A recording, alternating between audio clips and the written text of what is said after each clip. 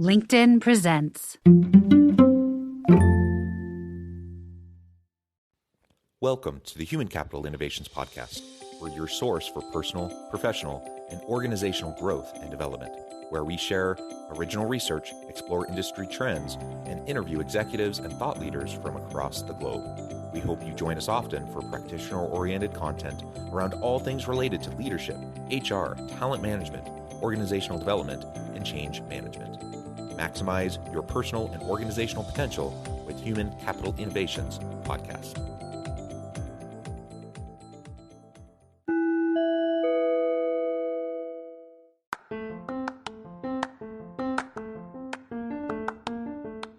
Do you enjoy the Human Capital Innovations Podcast? Enjoy ad-free listening by going to the Patreon page, and please consider contributing even at the producer or sponsorship level. And please leave a review. Thank you for your support.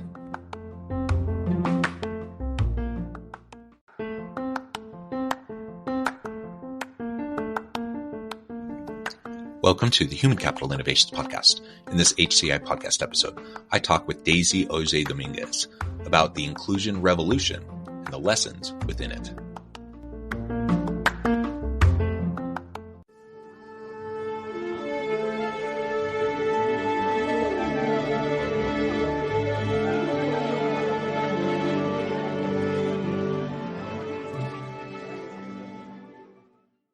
Daisy Auger-Domínguez, welcome to the Human Capital Innovations Podcast.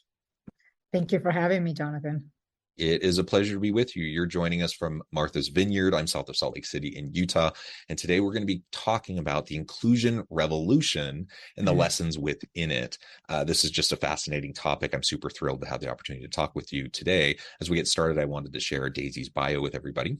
Daisy has made it her mission to make workplaces more equitable and inclusive. As the Chief People Officer at Vice Media Group, Daisy leads a global team responsible for people operations, diversity, equity, and inclusion initiatives, corporate facilities and real estate, procurement, and social impact practices. Her TEDx talk, Inclusion Revolution, and book by the same title, calls on managers to take on the work of dismantling racial inequity in the workplace.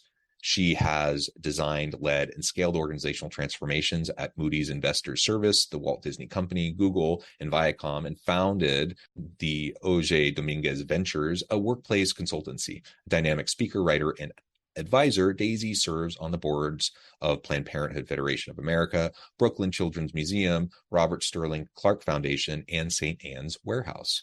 What a fantastic background. It's a pleasure to have you. Anything else you would like to share with me or my listeners by way of your background before we dive on in? I think you've covered it quite well, Jonathan. I think the only other thing that I would add is that I am Dominican and Puerto Rican. I was born in New York City and raised in the Dominican Republic.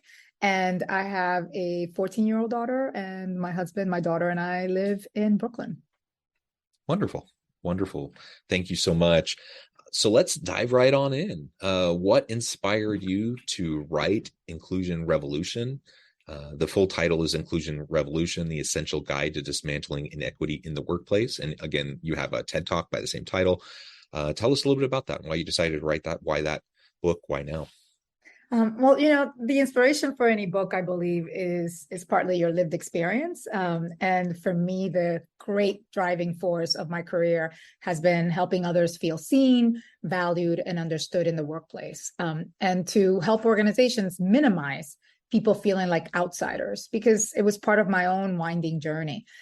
Much of what shaped my desire to write Inclusion Revolution as a practical, hopefully inspiring roadmap for building and growing equitable workplaces was my own experience in the workplace as a Latina, a person of color, an immigrant, and so much more.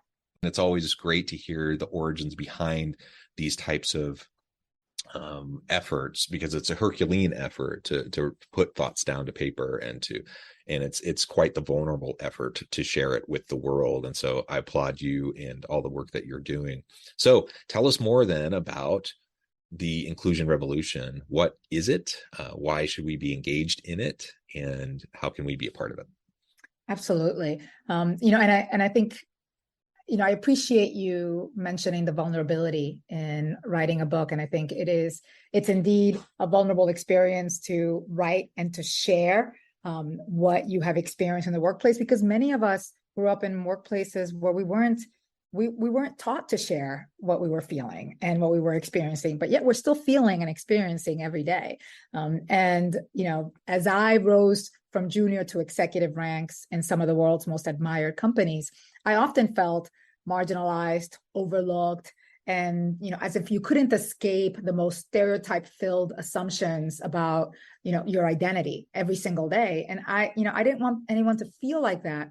But even as I fought to break down barriers for women, people of color, and other marginalized workers, essentially to bring more seats to the table, I have had to desperately fight to earn and keep my own seat at the table, while having to manage how others have at times perceived my successes as some kind of injustice inflicted on them, just because of our differences. And so I wrote Inclusion Revolution specifically for managers, because management is what most directly impacts the experience of workers. And the people doing it have typically never been taught how to do it well, much less with an inclusive and an equitable lens. And so Inclusion Revolution is written to help the reader examine the root causes of racial inequity across the entire employee lifecycle, from recruitment to onboarding to development to retention, and to also take action to drive that change within their space of influence. Because it's not enough to say that you're aware of what's happening. It's about what actions you can take individually. And each and every one of us has agency to drive some of those actions. And so the book follows the arc of the employee life cycle, because it aims to fix one part of a broken system at a time. It's not about becoming overwhelmed with trying to fix it all, but it's really about rumbling with what's uncomfortable, how do you hold yourself and others accountable to driving this change? And then also, how do you make small tweaks over time? Because that's what's key to sustainable change. And the reason why I call it the revolution, the inclusion revolution, is because the revolution is about driving change in our workplaces together. And that change is, if we drive that change, it will result in workplaces where structural inequities that limit access and opportunity are reduced, where work feels generative, where it feels effortless, despite the hard work that you have to do, and where it feels productive and joyful, because that's what I believe we all want our work experience to be. Yeah, I think so too. And I love that you look at it through all stages of the employee life cycle and the employee experience, from those very early stages as you're starting to design the work itself, to start to think through the application funnel and the hiring process and the onboarding and the ongoing training and development, performance management, like all of it, right? Opportunities for succession planning and for career development, all of it, right? All of it matters. And a lot of times when we talk about diversity, equity, and inclusion in organizations, I'll see, a focus, say, on making sure that we're having a diverse pool of candidates. That's good. I mean, we need that, right? Yeah. But if you get a diverse person into your workplace, but it's not an inclusive, welcoming environment of belonging where everyone feels like they have an opportunity to contribute in meaningful ways, where their contributions are valued, and they can do that every day. If that doesn't exist, guess what? They're not going to stay. So you're going to get more diversity around the table. People will be able to see diversity, but there won't actually be inclusion, and it won't actually drive any change in the organization. And you're just going to have like a revolving door of those people, your best diverse people, leaving all the time. So that doesn't really move the needle, does it?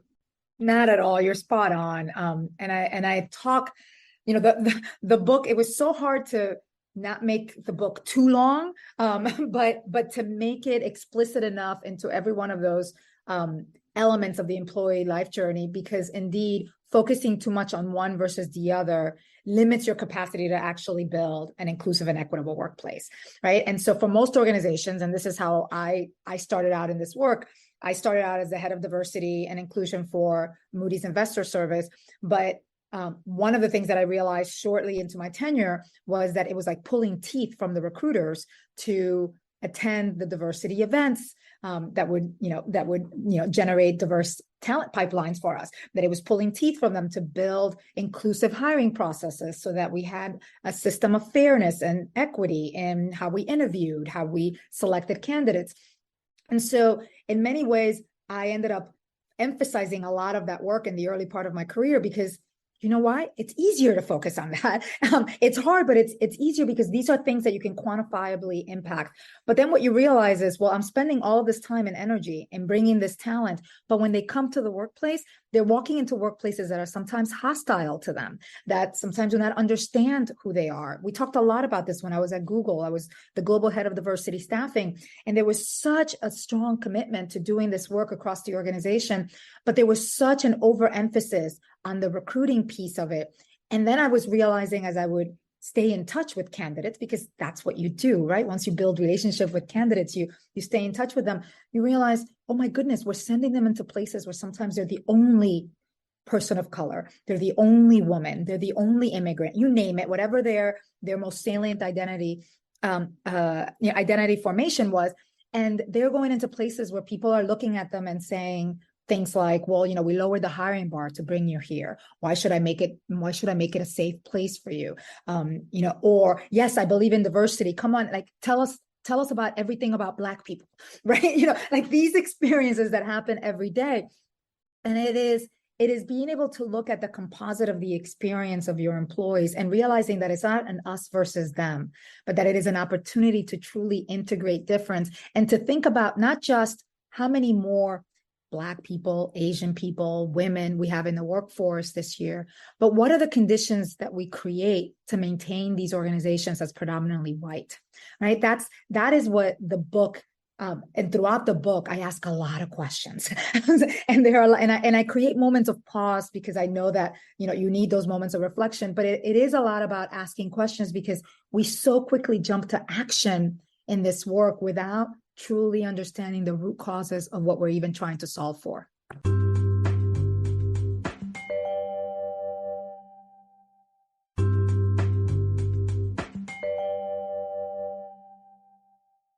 Yeah, it's so true. And it's hard to get that mindset shift to take hold. Especially those who've been resistant towards any diversity work in the first place, let alone to move beyond kind of again, it's hard work. I don't want to minimize the work of equity, diversity and equity pieces, that those are essential pieces. But for people who've been resistant to those in the first place, to then move the needle to get to the point of like inclusive and belonging cultures and environments, man, that's a heavy lift. Any thoughts on how you can help executives and leaders really at all levels to really start to adopt that mentality and that framing? It's very much how I write the book. The book is broken up into these 4 frameworks around reflect, vision, act, and persist. And the reason why it's not like there's a chapter that's written about that. Like I said, the book is written around the entire employee life journey. But if you look at the way that it's shaped, those first chapters are about like, let's just really get our head space right. So this is the advice that I always give leaders. It's like, don't jump into what you think needs to be solved. Think about the summer of 2020 when every company started announcing all the things that they were going to do. And everybody had long lists and bullets of all the things they were going to do to address racial inequity. And as I watched all of these lists, I would cringe sometimes from that, out of worry for these organizations, because I knew that it was these gut reactions of what we need to put out there so that we do not get canceled, so that so that the attention is not placed on us, instead of really spending the time to speak to your employees, understand the sore spots in the organization because they're different and every organizational culture is different, and then design a strategy and a process that makes sense and that can be absorbed over time. Because it's not about making this happen today. It's about absorption and integration and sustainability over time. And some of that requires some real reckoning with bad behavior and toxic responses to things. And, leaders that would, on the one hand, yell at me one day and the next day tell me, oh my goodness, I don't know how to give feedback to this Black employee on my team, Daisy, come and sit next to me, and said, no. You had you were not worried about yelling at me yesterday for something that was really inconsequential. And today you're actually walking away from what is core to your responsibility, which is providing performance feedback to all of your employees, regardless of what their racial, ethnic, or gender background is. So it is those moments of, it is very unique to the leader and the experience of the teams. And it is also about building muscles of how to take away the one thing. And this is it, Jonathan. The one, and I've been interviewed about this. I've written about this, a few articles on this on HBR. The one thing that's keeping us from delivering on all of these promises on diversity, equity, and inclusion is fear. Fear is a hugely limiting factor. But it's many different fears, right? It's fear of saying the wrong thing. It's fear of not doing enough. It's fear of losing your stature. It is historic trauma that we carry about how we have been mistreated or things have been taken away from us in the past, of how much we've had to work, how much we've had to face hurdles that were unfair, right? They were all unfair, but I faced these hurdles, so why can't you face them too, right? It's all of these things that none of us want to say out loud because we feel shame about them, but they are the things that like hold us back from driving change. They're that feeling in the pit of your stomach that just freezes you and doesn't enable you to be the leader that I actually believe most humans want to be, right? I really do believe that most leaders want to work in organizations where they feel respected and valued and recognized, and where they in turn respect and value and recognize others. But we get stuck in our own ways. And so to answer your question a bit more succinctly, the way that I work with leaders and engage them is by walking them through these steps and having them recognize where their sore spots are in the organization, helping them find those. And it's not always me. It's not always about me finding it for them. It's about them doing that work. And then co-creating or enabling conditions for them to create, what are the 2 to 3 things that you're going to do differently? And that begins with asking your questions like as simple as, what confuses you, or what scares you, or what excites you about this work? Sometimes asking that question alone can really open up the space of, hey, this is where I think I may be failing. This is where I think I may be going to, and then you build a roadmap around that, and you build it, which is why the chapters in Inclusion Revolution, at the end of each chapter, there's a bit of a cheat sheet, and I call it your roadmap to your inclusion revolution, because I didn't want to make it feel like, oh my gosh, I have to read this whole book, and then once I'm done with the book, then everything is done. It's like, no, it's like from time to time, you're going to have to go back to these chapters and be reminded. I was like, oh, what are the questions that I was asking? What are the things that I need to do? And as a chief people officer, or as a leader in most organizations, these are the things that I encourage my team members to constantly remind leaders about. This is, let's remember that it's reasonable to want to work in an environment where you can do great work, where you can be recognized for it, where you can thrive. It's reasonable to expect a relationship with your manager where you can share your truths, right? Talk about your work, your growth, the things that get in the way. It's reasonable to expect that feedback be delivered thoughtfully and without bullying or personal attacks. And it's reasonable to expect clarity on what matters, how you're measured, how you work, how your work will have an impact on the organization. What happens if you fail? All of these things are reasonable, and we forget that, the most fundamental of it is that it is reasonable to expect to be treated respectfully, with dignity, and to be understood as an adult and a human being with varied life experiences and demands on your life, whether you're a caregiver, regardless of whether you're a caregiver or not, but whatever those life demands are for you. And that's the kind of reminder that we all need from time to time to be better managers and leaders, to be inclusive managers and leaders, to be equitable managers and leaders.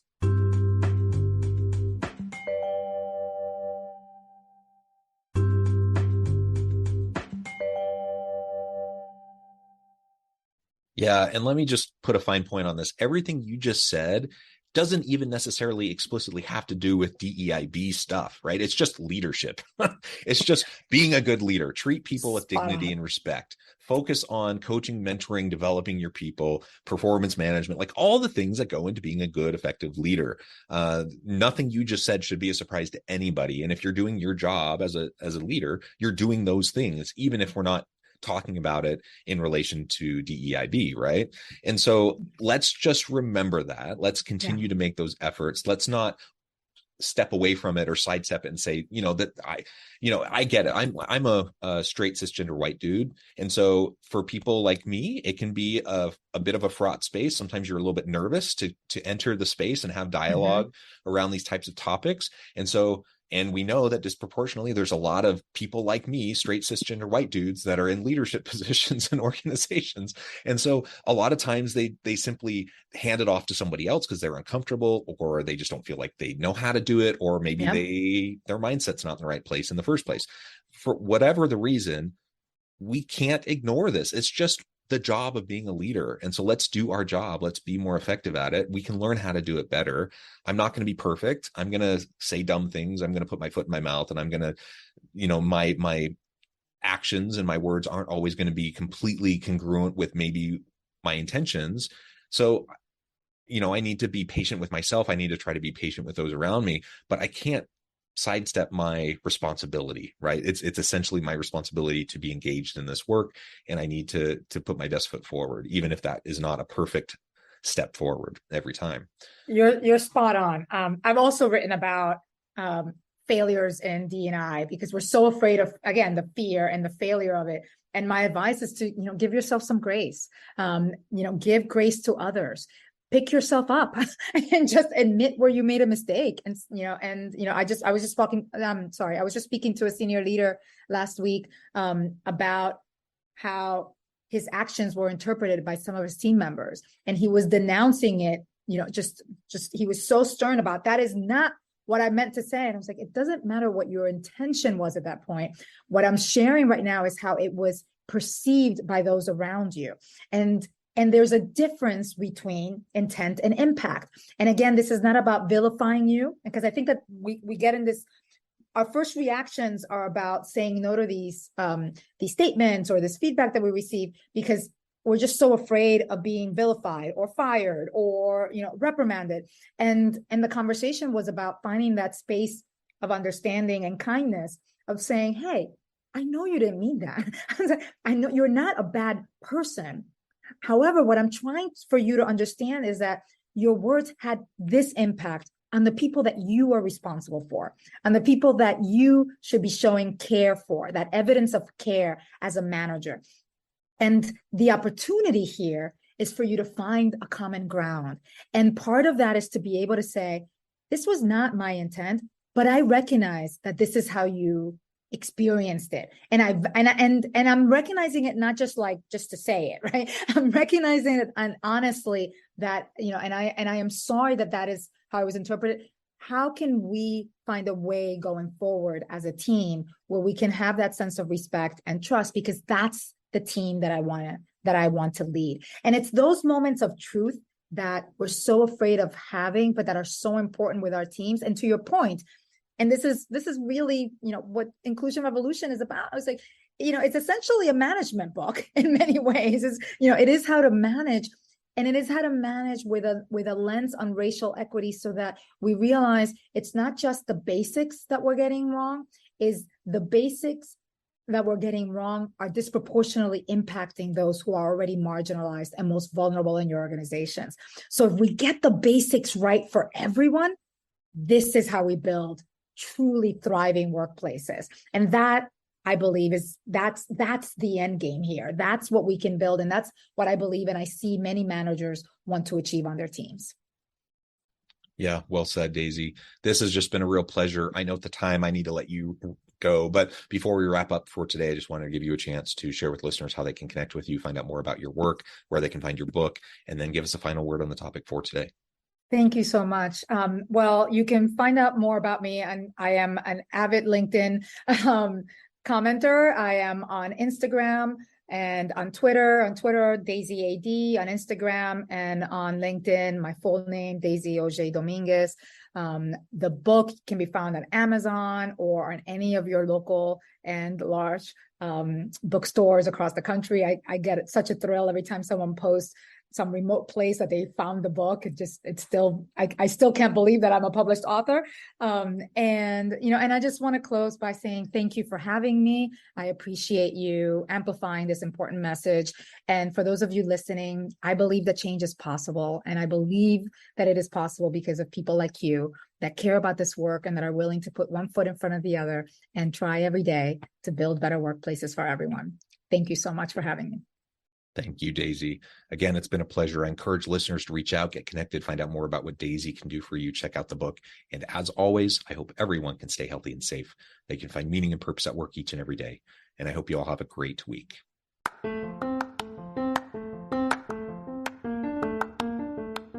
you enjoy the Human Capital Innovations podcast? Enjoy ad-free listening by going to the Patreon page. And please consider contributing even at the producer or sponsorship level. And please, leave a review. Thank you for your support.